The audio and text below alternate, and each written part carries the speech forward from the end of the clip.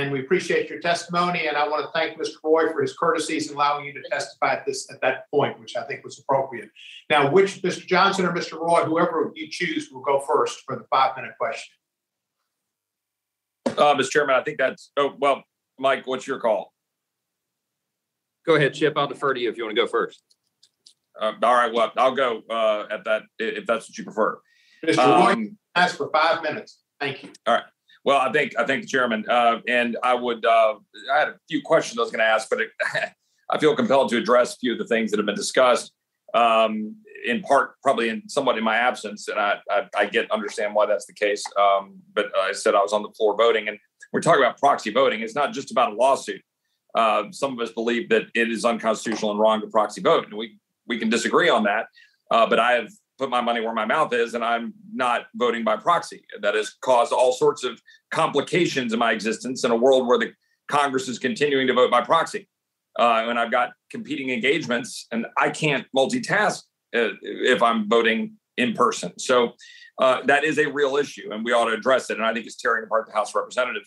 I would also note that my colleague, Mr. Johnson, Hank, not Mike, was making some comments about my alleged white privilege.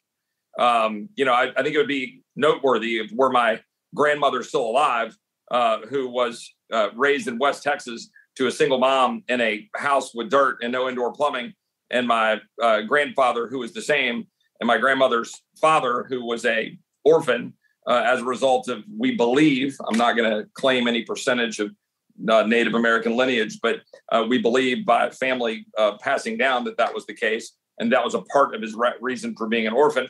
And growing up dirt poor during the Depression, and my great-grandfather losing the farm. And then my dad working hard and going to college despite having polio, which I know the chairman can very much relate with. I would question the assertion of my, quote, privilege and white power, or that I wouldn't comment on the absurdity of these race-based focus with respect to legislation on elections, when I've been doing so my entire life, including being a lawyer on the Senate Judiciary Committee, when I worked hard for Senator Cornyn when we were working on the legislation with the Voting Rights Act in 2006, which has been referenced here, to make very clear that it was clearly unconstitutional, that the data that it was being based upon was 1968 data, that the case was not made for the reauthorization of Section 5 to be applied to the districts according to a formula that was 50 years old, that it was clear it would be tossed out on its head, that it was then therefore tossed out on its head in 2013. And I'm proud to have taken part in helping draft the minority views, additional views to the record to make the case, because it was wrong. And it was wrong then, and it would be wrong now. And that's the reality. And with my the former Representative Garcia, I'm glad to have you here, and I was happy to defer to you to offer your testimony. When we're talking about Texas law, I hear you, okay? And I've talked to many people who experience those issues with respect to the horrors of poll taxes and literacy tests and what that meant to disenfranchised voters. But now you're comparing that and analogizing. You made the case, sir, of what we're saying. You're making the case and analogizing it to voter identification.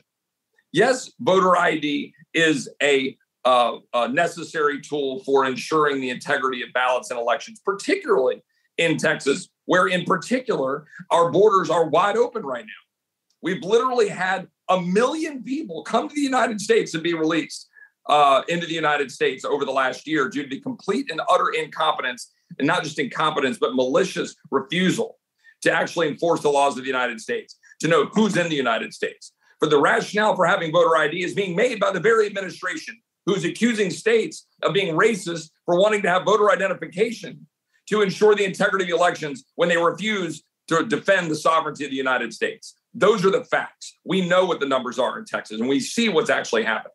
And a final point on the gentleman's commentary about Mr. Charlie Sippert, who I believe passed away this last year. I'm trying to remember my timeline, but was obviously noteworthy for being, some people would call the Jackie Robinson of golf.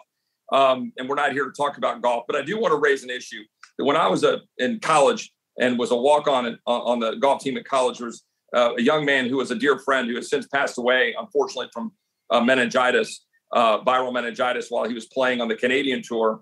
trying to make it. Louis Chitengwa, he was the first Black to win the South African Open, and he was my dear friend. And he broke that color barrier, and we would talk at length. And yes, he, like other Black Americans, faced racism in 1990s in Virginia. And we'd have conversations about that. You want to talk about privilege. He would talk extensively about the privilege of being an American and the privilege of what it means to be an American, and having faced what he faced in Zimbabwe and going over and winning the tournament in South Africa. I know my time is up, Mr. Chairman. I like to try to keep the clock, but I'm well aware of the importance of these issues. I come at it from a very different perspective, however, about the integrity of the elections and not using race for political purposes. And one final point, and I know I'm over my time and appreciate the indulgence, is that with respect to I'm sorry, I lost my train of thought. I had another point. So I'll defer and yield back to the chairman. Thank you, Mr. Roy. And if you come back with your thought, I'll give you an opportunity to express it. Thanks, sir. Ms. Ross has got time. Mr. Raskin has seniority, but I'm going to recognize Ms. Ross because she has that John Kennedy picture in the screen, and I think Mr. Raskin is great at batting cleanup. Ms. Ross, you're recognized for 5 minutes.